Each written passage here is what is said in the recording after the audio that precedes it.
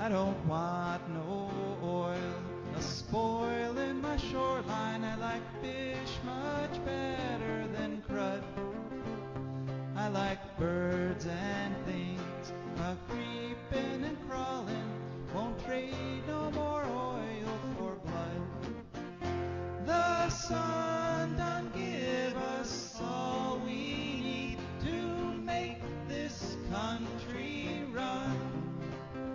But that black demon oil's got us fussing and fighting, and I do believe it's time we was done. I don't want them nukes run by them kooks who think radioactivity is fun. No more three-headed frogs or kids with leukemia. Nuclear power ain't fit for a dog. The sun done give us all we need to make this country run. But that nuclear power's got us fussing and fighting, and I do believe it's time we was done. No nukes! Good morning, Toledo, and good afternoon, Columbus, and hello to all of those of you listening on the internet, wherever and whenever you are. My name is Joe DeMar, and I'm here with my co-host, Rebecca Wood. And together we are crafting that amazing hour of radio, which is called For a Green Future. For a Green Future is a program where we talk about ecology and the environment. We talk about how they affect you, your family, your health, your wealth, your happiness. And this is speaking of happiness, I wasn't very happy when I woke up this morning, because usually I get up at 5 o'clock to start working on the show. And woke up, my alarm went off. It said 5 o'clock. And for normal people, it's great that they have it on Sunday because you don't have to do the adjustment on a work day. But for us, since we do the show so early, it's the worst possible time. Right. Or a whole week. I was like, why am I so tired? Usually I can get up at 5, no problem. And, of course, biologically, I was getting up at 4. And, we did a whole show on this back when the time shifted the other way, or a whole section talking about how this was something that started way back in Germany in World War I because they were trying to save tallow for candles. So, you don't have to worry about running out of tallow. The government has it handled. Yeah. No. Ohioans. So that's a major concern for me. How will tallow supplies hold up? I'm making fun. I'm just being ridiculous. Right. But there was one happy thing about this time shift that in my childhood. First let me say this is a great show. We've got Kevin Kamps from Beyond Nuclear coming up. Then we've got our letter from the future. We're going to hear from our terrific sponsors, and we've got some interesting environmental news. I'm trying to sort of lighten up the environmental news thing, so I'm looking for stories that are just sort of, funny or interesting. But this, hold on just a second. I have to clear my throat. Rebecca, would you take the mic for a second? Certainly, yeah. So, maybe this would be a good time to talk about the Buckeye Trail, which I did my 5 minutes of research on back when I had a bicycle. Well, I still do have a bicycle, but it's now broken. And I had one summer with it, and then my apartment building decided that I was only allowed to bring it in the freight elevator, which involves getting a guard, which is a little awkward when you get home at like 9 o'clock at night from the party at the art gallery, blah, blah, blah. So I stopped riding it. But at the time, one of the cool things which I wanted to do was try to ride the Buckeye Trail, which it turns out you cannot ride the actual Buckeye Trail on a bicycle. You have to go on the alternate paved route, which is close, because they're not allowed on the wooded trail. But yeah, it's 1444. It's 1,444 miles long. It basically traces the shape of Ohio, like a few miles in. It looks like. Wow. So it's the same shape as Ohio, but you don't get right up the edge and butt up against Indiana and stuff. Huh. I had not heard of the Buckeye Trail. That's cool. Yeah, it's divided in 26 sections, I think it is. There's 2 or 3 places where the Buckeye Trail actually runs campsites, and I think there are other places where you could go ahead and use somebody else's campsite that's a little ways off if you wanted to I don't know, quit your job and walk all the way around the thing, which would be a really cool project. It's it's right in the heartland of Ohio. The nearest section to Toledo, it looks like, is probably the Defiance section, which you start in Defiance, and it's partly on the county roads to begin with. They're gradually trying to replace all the paved parts of it that are on county roads that aren't used very much, low traffic, with wooded actual trails made out of dirt. But yeah, it starts out in Defiance, and it looks like it crosses the Maumee, goes to Pontiac Park, where there's a statue, or no, not a statue. There's a memorial to Johnny Appleseed. There's an official Johnny Appleseed tree or something, which sounds cool. Such a legendary character, you don't think about him having been a real person. Right. Well, you go through the Independence Park. Well, we're not that fond of Johnny Appleseed. We'll do a show on him, but we had perfectly good native plants that could have been at instead. Yeah, pawpaws. We could all be eating pawpaws right now. Yeah. We could, yeah, but you go around the nearest section to Toledo goes through along the towpaths of the old Miami-Erie Canal a lot. You get to go through Grand Rapids, which is charming and cute and has a whole store devoted to honey or thing, and a couple bookstores are nice. And then you can see the old canal locks. You can go by the place where, like, you can, in the summer, you can go on a real canal ride with real mules. Their names are Sally and Molly. They're redheads. Oh, yeah. I've been on that canal boat, yeah. They're really pretty mules. I thought mules were going to be ugly. I did, because you always hear people calling them ugly in stories about the pioneers and stuff. But no, they were quite attractive, I thought. Yeah, they're cool. It was a really fun experience. You're going on that canal boat. You're supposed to pretend you're in that time and make up a backstory for yourself and just... And there are some dumb jokes that the staff tells over and over again. But apart from that, it's lovely. Yeah. Well, that's cool. The Buckeye Trail, huh? So you can look up. There's a Buckeye Trail Association. There's a bunch of stuff about it on the end. If you Google it, and there's probably a section near you. Neat. Okay. Well, have any of our listeners been on the Buckeye Trail? You can call in at 866-240-1065. That's 866-240-1065 anytime during this hour with any ecological or environmental question or issue. But there were two things I wanted to ask you folks. One is the Buckeye Trail. Have you ever been on it? Would you recommend it? Did you like it? And two, towards the end of the program, we're going to be talking a little bit. I'm going to be giving you the weekly update on the whole wet, sweat, and standoff with the government of Canada over that pipeline, which caused so much disruption in Canada. And the question that I want you to mull over and we're going to ask is about disruption. When is it appropriate to actually disrupt things, to interrupt meetings, or to, is it ever? Do you consider once someone actually does something that actually disrupts stuff, like blocks a road or something, or that immediately invalidates whatever it is they're talking about? I'm interested in your opinion on that. We're going to come back to that towards the end of the show. We should maybe do a segment sometime on restorative justice, which is a thing where you can internally try to resolve things without necessarily, calling in the stormtroopers. But it sounds hard. That's always better. Yeah. That is always better. So our guest is going to be joining us shortly at about 8:15, Kevin Kamps from Beyond Nuclear.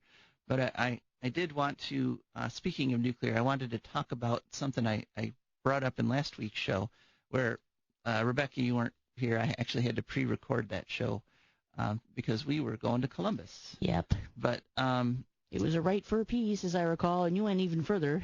Yeah. Oh, yeah. That day. I did. But I told people last week about Unplug Nuclear Power, which is an annual event which is coming up this Wednesday. Wednesday. Yes, Wednesday. It's the 11th, March 11th, which is the anniversary. This is the 9th anniversary of the Fukushima nuclear disaster, caused by that earthquake. And what people do during Unplugged Nuclear Power is they boycott grid power as much as possible. There's like 4 levels, and you can go from level 1, which is just turn off extra lights, to level 2, like give up all your your screens and just use the absolute minimum of electricity.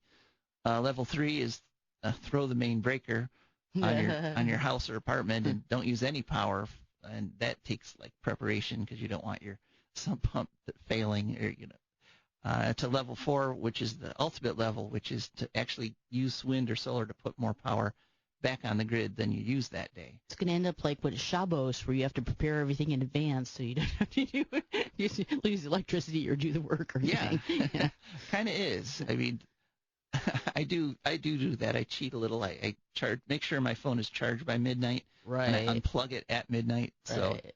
So it gets through most of the day, but I don't, but for the most part, we go without electricity, and it's really kind of a peaceful, relaxing day. We don't, we play games. We actually talk to each other instead of looking in person. Yeah, and so we're hoping that if you want more information about that, you can go to unplugnuclearpower.com, and we're hoping you'll join us in that boycott of grid power on the 11th. I mean, if nothing else, it's a chance to talk to your children for one day out of the year, take the device out of their hands for that one day.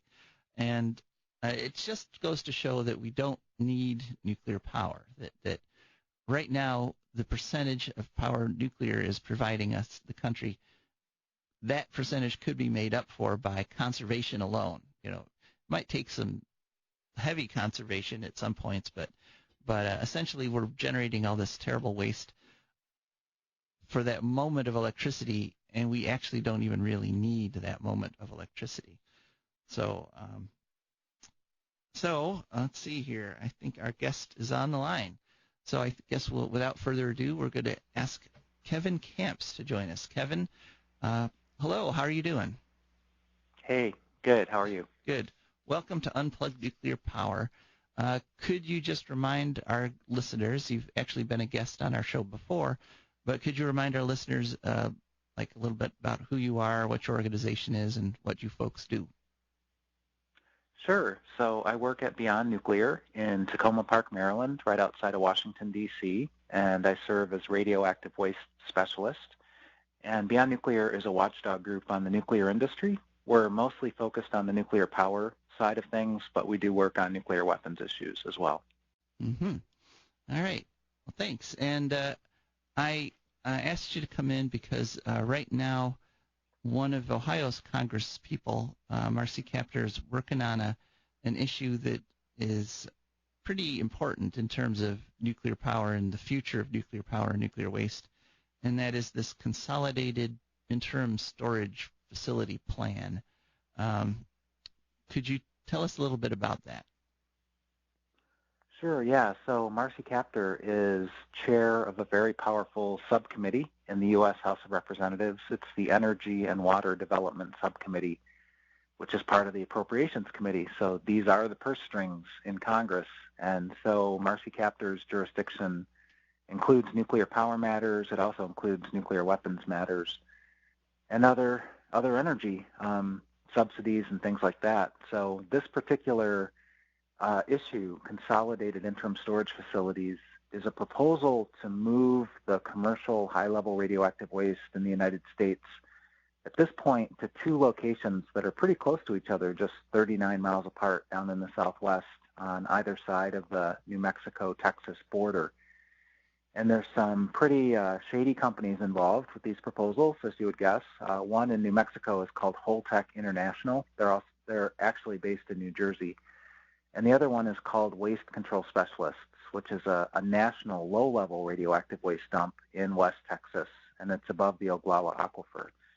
So unfortunately, Congresswoman Kaptur is supportive of these ideas, and in the fiscal year 2021 budget at this point, the amount of money being thrown at those bad ideas is $27.5 million.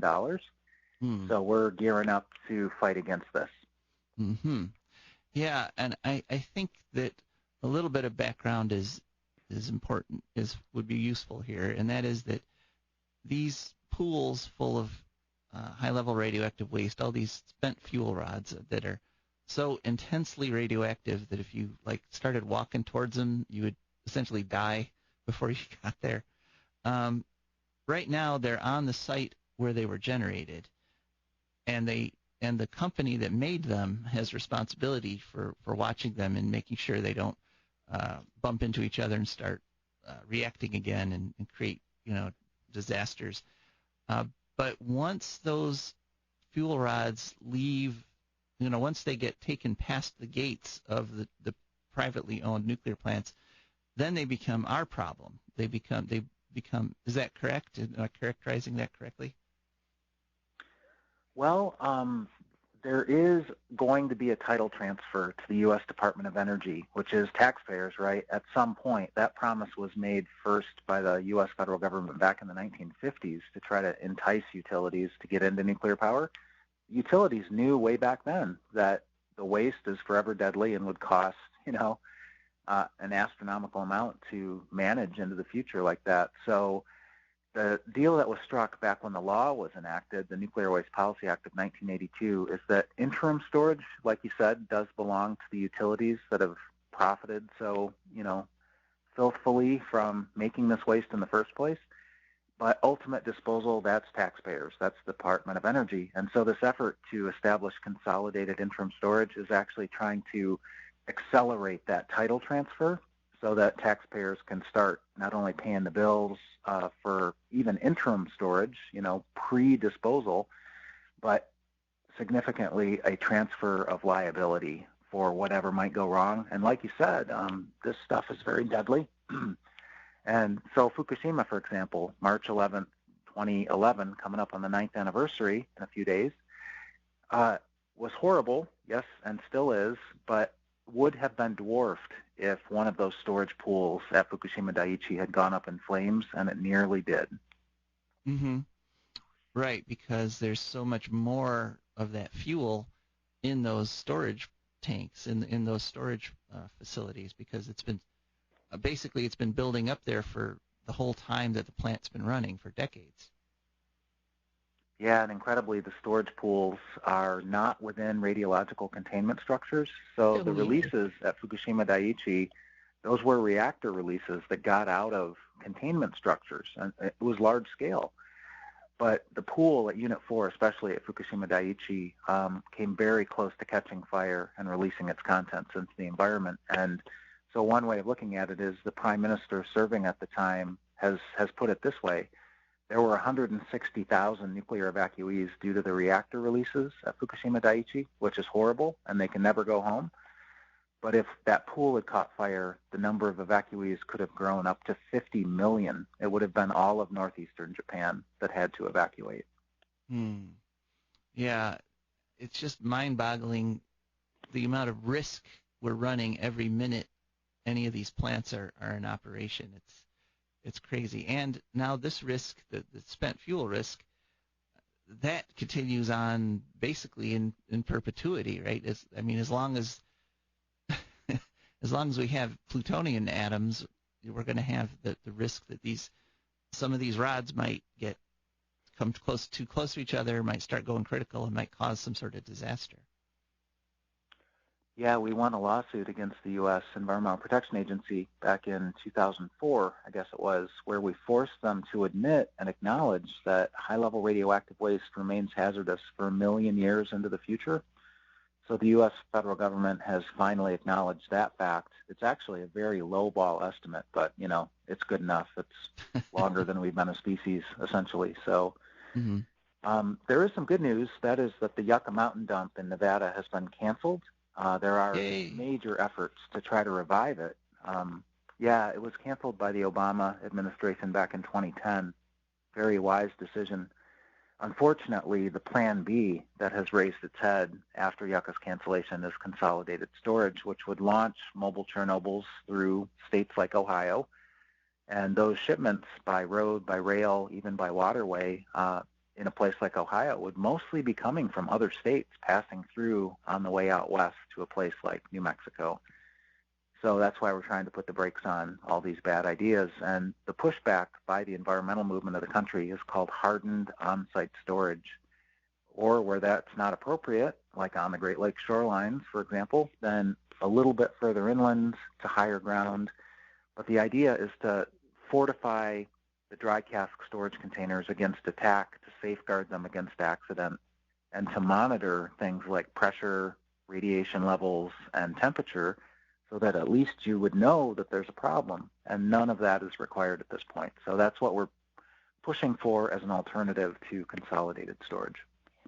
Yeah, I think one point that we've made on the show before that I'd like to make again, and jump in here with any details you have, is that as all these wastes, if they start trucking them, if you live near a highway, you're going to get irradiated, and if you live near a busy highway, you're going to get irradiated potentially thousands of times from these high-level nuclear fuel rods that are being driven past your house. Is that correct? Yes, even routine shipments that are incident-free, they're going to be giving off gamma and neutron radiation as they go by. And that radiation is going to dissipate with distance very quickly, but if you live immediately adjacent to interstate highways like I-80 or mainline rail, a lot of this is going to move by rail. You're going to be getting dosed, like you said, by every shipment that goes by. And sometimes shipments exceed their permissible dose levels. Permissible dose levels are not safe. It's just what the federal government has said is okay under law. And sometimes they exceed it because they have contamination on the exterior that was picked up during the loading of the container in the first place. And then your dose living nearby is going to be even worse. Mm-hmm. Yeah, so this is a plan to irradiate us in order to essentially make things financially easier for First Energy because they went ahead and generated all this waste. We didn't ask them to. Nobody asked them to. This was definitely a top-down decision from the federal government.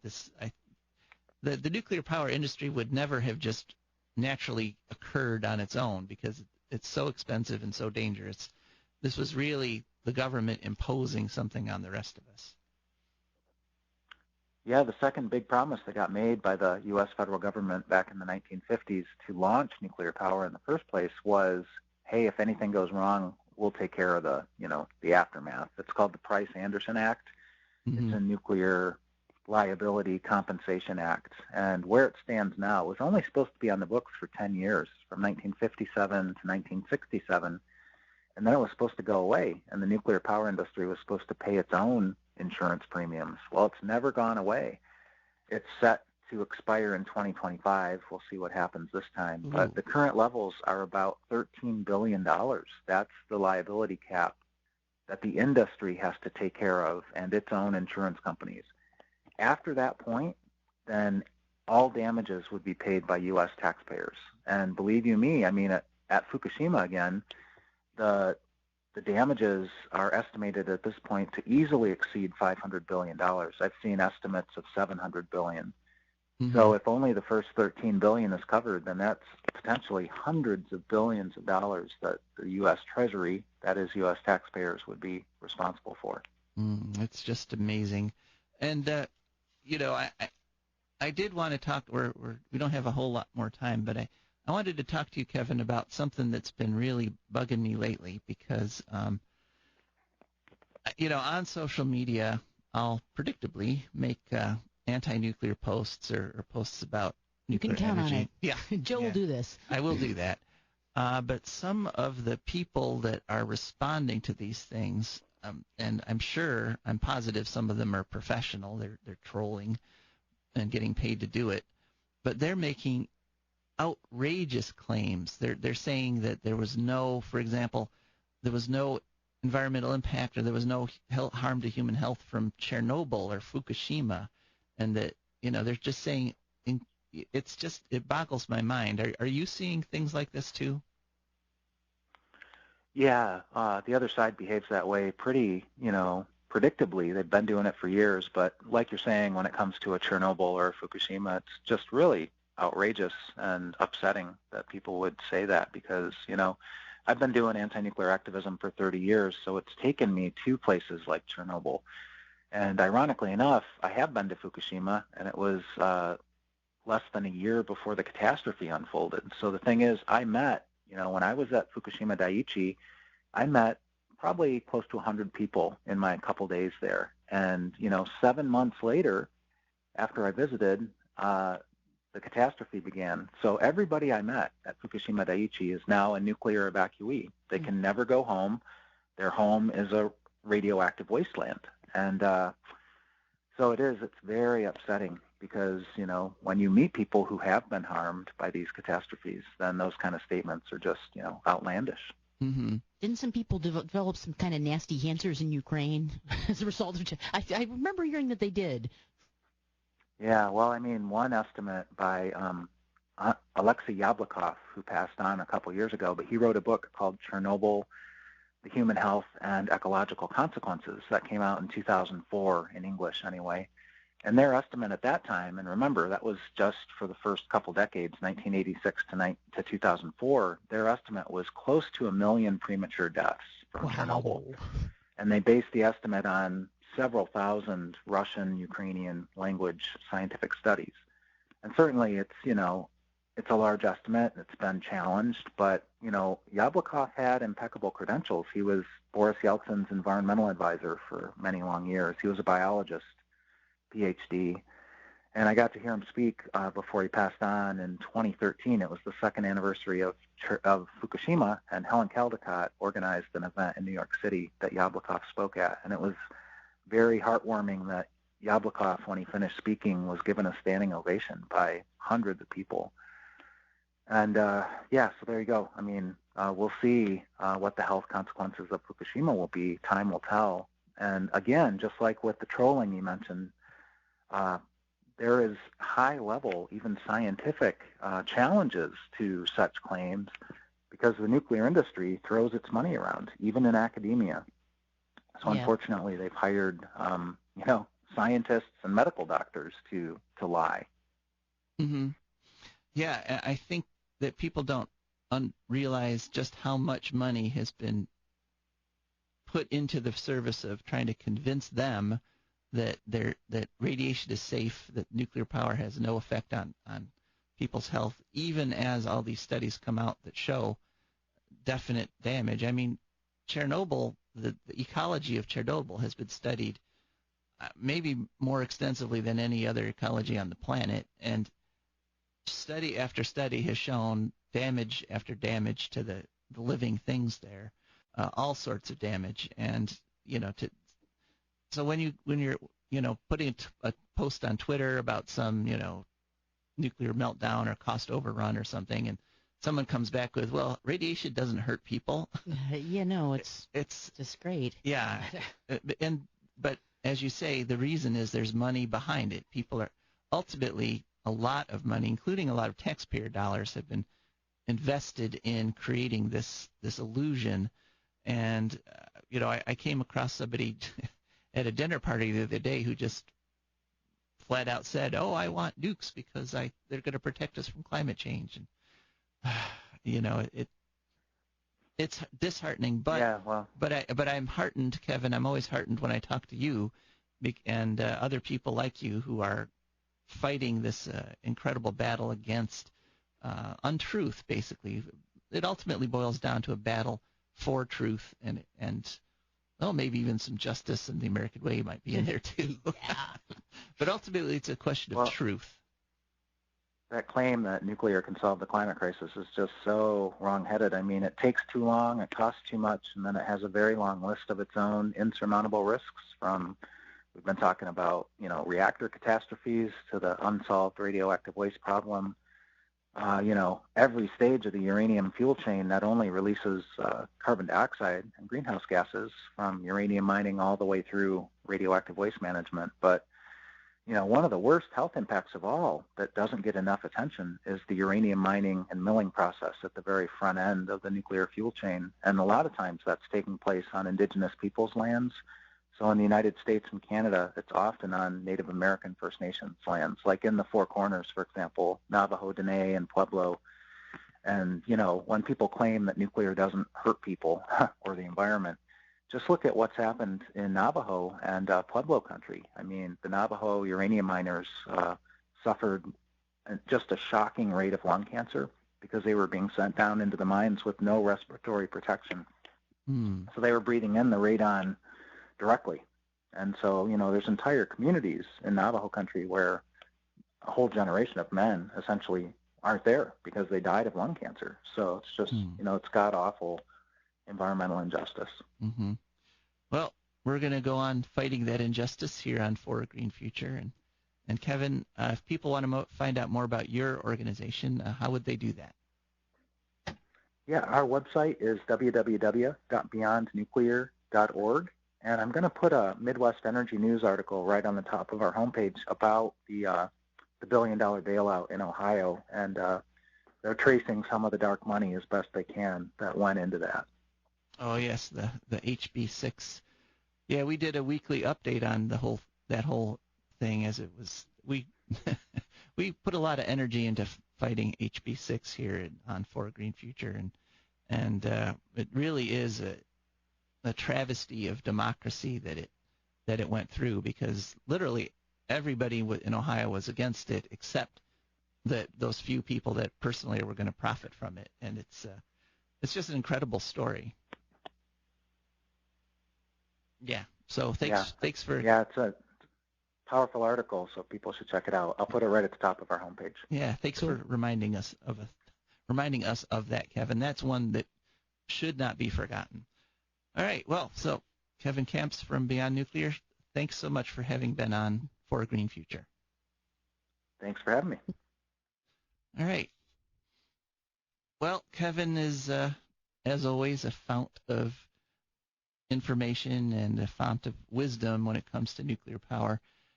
And I always just remember that there's a few people and a few organizations like that, thinly funded, and they are up against literally billions of dollars and thousands of hired lawyers and PR people, and yet still manage to win some victories, still manage to do things like get the government to admit that nuclear waste is a million-year problem. And it's, to me, that sort of reaffirms my faith in humanity when those folks win a victory, because it's, like I say, it's basically, this boils down to a fight of truth versus fiction. And not that I'm opposed to all fiction, but it should be labeled as such. It should be labeled as such. Yeah, you shouldn't try to live a fiction. That doesn't work out well. But one thing you can do, especially not when it might kill you. Yes, and those around you. But one thing you can do, if you want to live and live well, is visit parks. Definitely. And right now we're going to hear from one of our sponsors, and that is the Wood County Park District. The Wood County Park District is a natural resources conservation agency. They protect natural spaces, they maintain quality green spaces, they provide engaging programming, and they teach people to love and respect nature. They restore wildlife habitats, and they lead outdoor adventures. The Wood County Parks protects 20 parks and nature preserves around Wood County, which are open from 8 a.m. to 30 minutes past sunset every day of the year. And there's several ways you can find out what's going on at the Wood County Parks. One is to call them at 419-353-1897. And another is to go to their website, which is wcparks.org. And then the 21st century way is to download their app, which just go to the App Store. It's a free app. It's just called WC Parks. And you can download that on your phone, and then whenever you're thinking about something to do, just go over to the events page or the events web page, and you can see right there a list of things that the Wood County Parks are doing. So the Wood County Parks, it's getting on. There are definite signs of spring. I actually saw some snowdrops today, and wow, yeah, actual flowers that were growing. Oh. And so now's the time to get out to the park and see those first cool signs of spring. Okay, and by way of public service, I'm going to announce a couple things that are happening at the Wood County Park District. They put out a press release with this information. This Friday, March 13th, they're having a show for children 3 to 6 years of age. It's called What Does the Fox Say? And that's March 13th from 10 to 11 at the WW Nature Preserve. And then in their continuing series on wild self-defense, now, they've had programs on deer and moose and And this is the big one, though. Wild self-defense bear. And so that is also Friday the 13th from 6 to 8 p.m. Ooh. at the WW Night Nature Preserve. So I guess you could probably take your kids and they could put them in the kids thing that's going on at the same place. And, interesting. I feel like the answer to a lot of how do you defend yourself against the wildlife is gonna boil down to back the heck up. Yeah, I just noticed on this press release, I didn't notice this before. Okay, it's the same room as the Friends. Yeah, it's the Friends green room, but one is 10 to 11 a.m., and then the bear defense is 6 to 8 p.m. So you would, and it will teach you how to defend yourself against bears. So You don't have to do that in Ohio ever, do you? I mean, I think once in a while we get a bobcat or something. There is the occasional bear, especially down in the southern part of the state. I did not know this. Yeah. Well, there's some in Michigan, so it stands to reason. Yeah, I mean, it's not impossible that we will see bear. And it's certainly, if you travel, there could be bears over there, so wherever there is. So, yeah, 6 to 8 p.m. Then Saturday, March 14th, 1:30 to 3 is the Art of Wandering. That is at the WW Night Nature Preserve also. And wandering about is allowing yourself to see what is already here. And that's fun. I like to do that. And, you know, one time I went to New York City, and I went to Central Park. And Central Park looks and feels so natural. I felt like I was just out in the woods. You know, it was Wow. Cool. But then I scrambled across this boulder and stuff, and boom, there's a family having a picnic. And I was like, oh, right, no, this isn't like the woods. Right. But we have lots of woods around here, and if you want to get tips on how to wander, just come out to the WW Night Nature Preserve on Saturday the 14th. And then finally, next Sunday, a week from today, 1 to 3:30 p.m., as part of the Wood County Bicentennial, they're going to teach basic bread making at the Carter Historic Farms. That's at 18331 Carter Road in Bowling Green. So, and as I've said before, if your organization is doing any sort of environmental or ecological thing, just send us an email at joe@joedemar4agreenfuture.org, and we will most likely read it on the air. We'd be happy to do that for you. Now it's time for us to talk a little bit about environmental news, and I wanted to, there's been so much dismal environmental news lately. I wanted to do a story that was sort of on the quote-unquote lighter side. This comes from Scientific American, February 20th, 2020, and Pablo Escobar, the drug lord, Not you may him. remember him, Yes. when with his obscene wealth, one of the things he did on his incredible compound, which was huge, he had himself a private zoo. Okay. Right. And in that private zoo, he had 4 hippos. Oh, my goodness. Yes. And after his arrest, and after his drug thing collapsed, those hippos escaped into the rivers of Colombia. Oh. Yes. Which is warm anyway. We don't know what else. Yeah, the climate is right. Whether there are factors There's lots of plants, and those 4 have grown to an estimated roughly 100 hippos, 100 hungry hippos. And they're wreaking havoc on the river systems. Oh, dear. Yeah. They're eating everything, and, of course, nothing can, there's no predation on hippos in South America. That is one heck of an invasive species. Yeah. It's like an in-tank invasive species. Yeah, those poor little, whatever I think they have ocelots down there.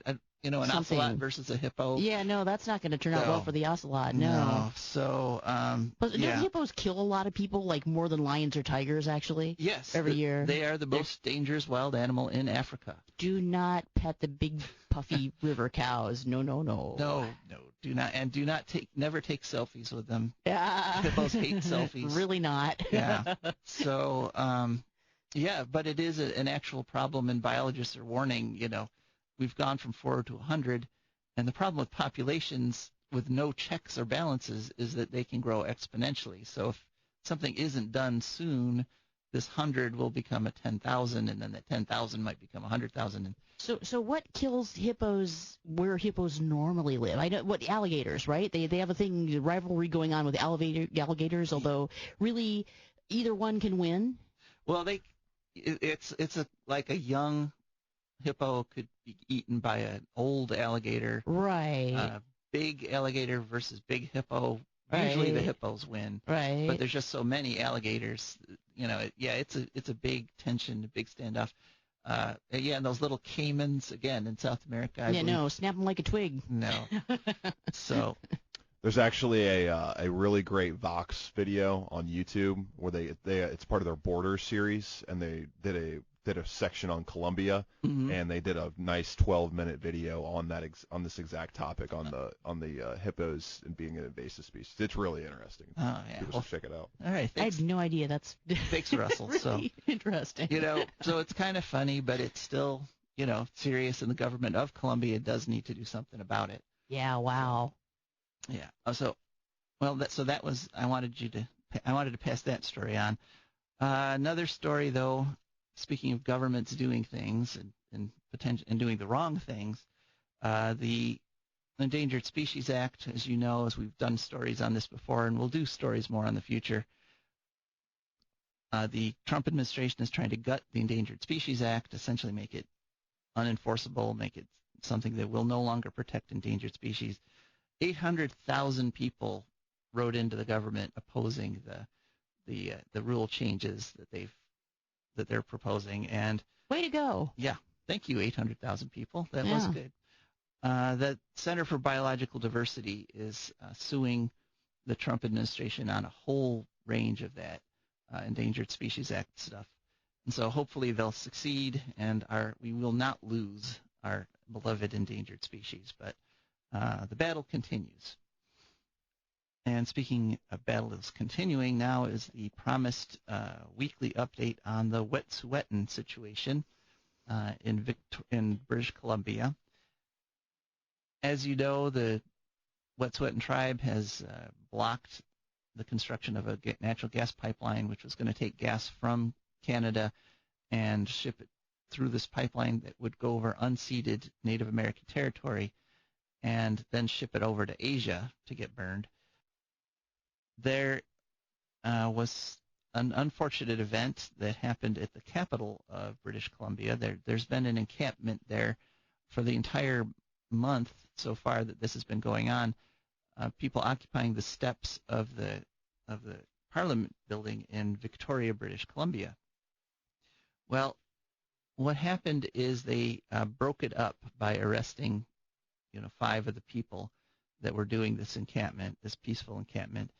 And what happened is the official story is that one of the ministers invited 5 of the protesters into their office to have a chat, and then the 5 refused to leave. They did a sit-in, and so then the police were called. Those 5 were arrested, and the rest of the encampment broken up.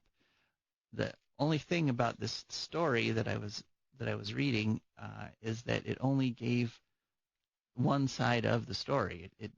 If you're a journalist, the whole idea is you give both sides and let people decide. Ideally. Yeah, unless of course it's something that's scientifically so obvious, like global warming, that you really don't need to give any credence to the other side.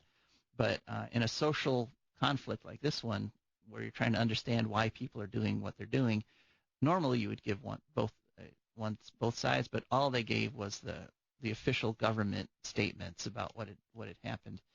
And my personal experience with this sort of thing is that when there's these long-term encampments, there can be people that get put into those encampments that mislead them and misdirect them to making mistakes.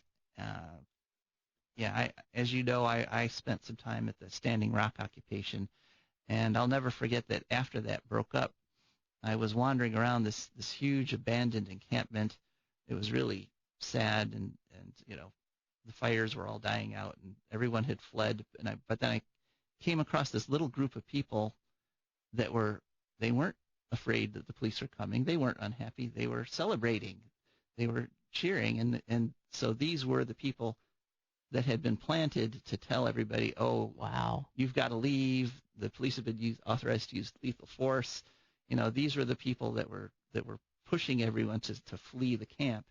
And then, when I came across them all together and all happy and celebrating, I realized these were the people that had been hired to make everybody leave the camp and abandon the encampment. So this kind of thing goes on whenever people attempt to do like social disruption sort of events. And so that brought us back to the question I wanted to ask about disruption, interrupting a meeting, blocking an entrance, these sorts of things. Is this ever appropriate?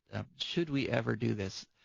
We've got people doing these Friday protests that every Friday, literally, they're going out and blocking something and getting arrested. And they're doing it because of the climate crisis. 866-240-1065. I'd really like to hear your opinion on this. Does any issue, is anything ever serious enough to justify disrupting the normal flow of business or traffic or civil discourse or anything like that? And if so, where do you draw that line? And I've crossed that line a few times in my life, not a whole bunch, because it's kind of traumatic when you do it. It's not something you do lightly just because it's fun. Let's go get arrested. No, getting arrested is no fun.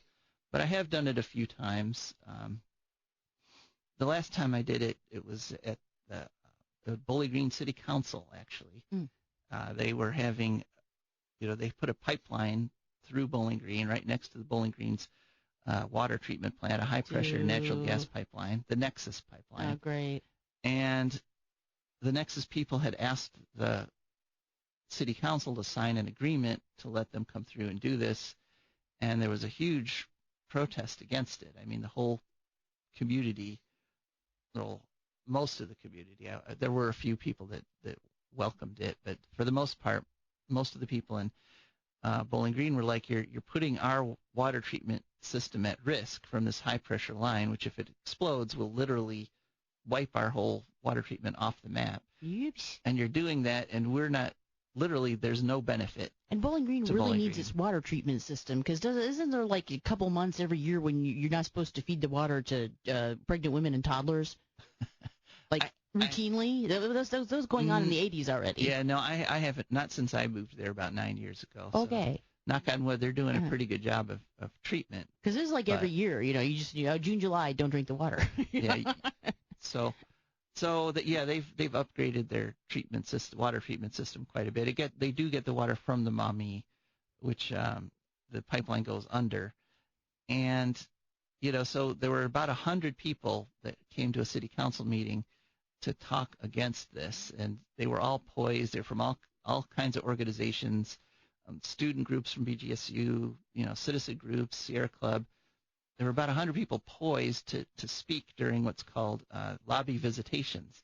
Before every council meeting, they have lobby visitations where you can literally say anything you want to the city council. And it's a nice democratic thing. I've used it several times.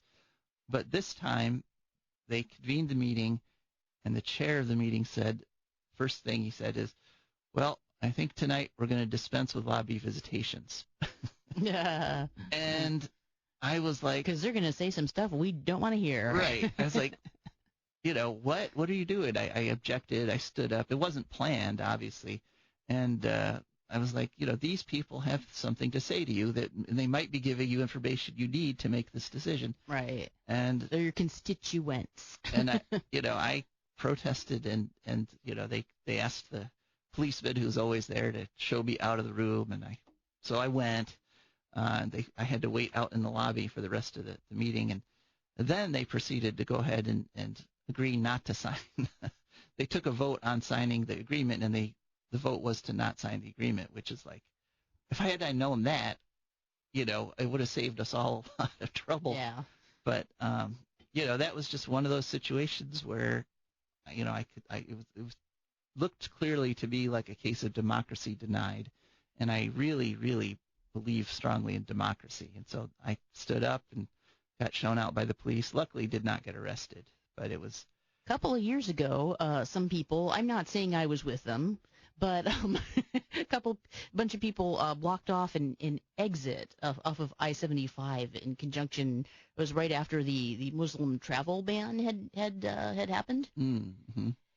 Yeah. Yeah, as a protest against the Muslim travel. Because people's human rights are being violated. I mean, if the government is not following the rules that it already has for itself, this is maybe when I feel like individual people are also justified in breaking the rules.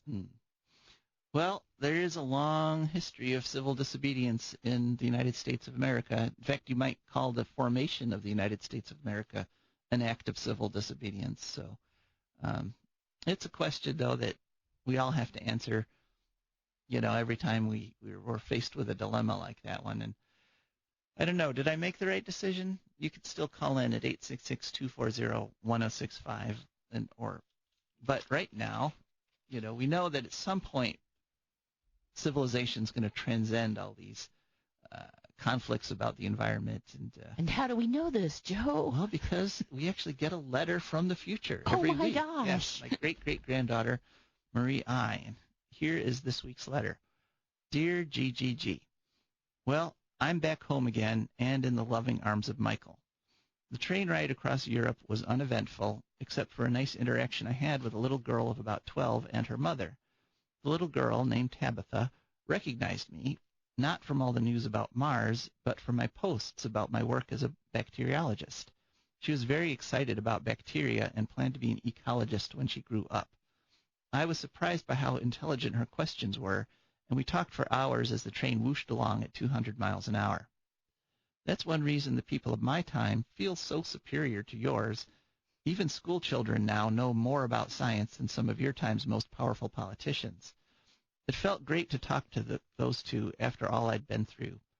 Michael was there to greet me at the train station in Zapoljarny. We didn't even wait till we got back to the drilling site. We actually got a room in the city. Today was the first day I had a quote-unquote normal day at work, picking up projects I had been working on a month ago before leaving for Mars.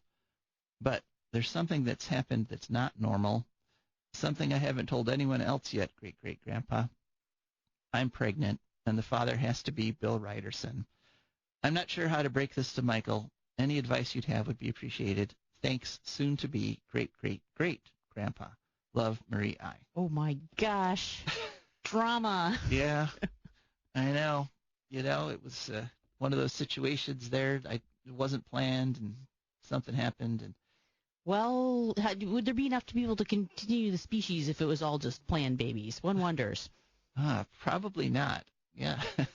It's one of those things, if we knew what we were getting into, we'd never do anything type of principles, Yeah, I had a conversation. Or at least we wouldn't do very much. Yeah, I had a conversation this past week with a fella in college, and he's like, I'm never having kids, It's just too much work. That's what you think, buddy. Yeah, something could happen. So, yeah, some pretty dramatic developments there for my great-great-granddaughter. All right, we are closing in on the end of the show. We're not quite there yet, and it's 8:55. If someone wanted to make a call, we could still get them on the air very quickly, and we'd be very grateful for that call. But I wanted to tell the story. I started to tell the story, but I got interrupted there back at the beginning. It's a daylight savings time story, and oh, wow.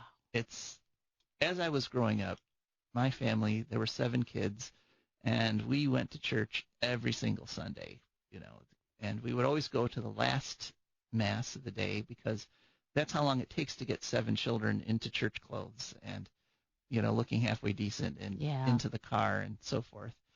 But on days like this one, on, daylight savings time or going back to regular time, which I'm actually not sure which one today is, but I think we're going back to regular time. I think it's regular time. But if you know for sure, give us a call and correct us. But this would be the one time that we would drive all the way to the church, and there's no cars in the parking lot. And we go, what's going on? And then somebody realizes, oh, it was daylight savings time. They should have just thrown you your own Mass. There was enough of you. So it was a fond childhood memory of, that was the one time we actually got to miss church is when there was daylight savings time. In Bowling Green, we used to call it, what the last Mass on Sunday was called the Hangover Mass when I was at BGSU. So I remember my Catholic friends throwing around that term. Hangover Mass, yeah. But I guess there's another reason people might go to it. So, all right. Well, it's shaping up to be a beautiful day. Get out and go to a park and take a look at some flowers and get out hiking. And I just want to say, I'll remind people that if they want to support For a Green Future, they can go to patreon.com, Patreon. Definitely. And just search for a Green Future. Will pop up there. Different levels of membership, one for every income level. And Rebecca and I are just incredibly grateful for the support that we get. We are. It's heartwarming. Yeah. And it's very nice. Both the kind words. Someone just made a nice compliment about one of the videos that we did that we have on our YouTube channel, and the monetary contributions. That's what lets us keep going on this program. And we're grateful for all of you who listen. Yes. Thanks for taking this hour to listen to For a Green Future. This is Joe DeMar. And Rebecca Wood. Signing off. Won't trade no more oil for blood. The sun done give us all we need to make this country run. But that black demon oil's got us fussing and fighting, and I do believe it's time we was done. I don't want them nukes run by them kooks who think radioactivity is fun. No more three-headed frogs or kids with leukemia. Nuclear power ain't fit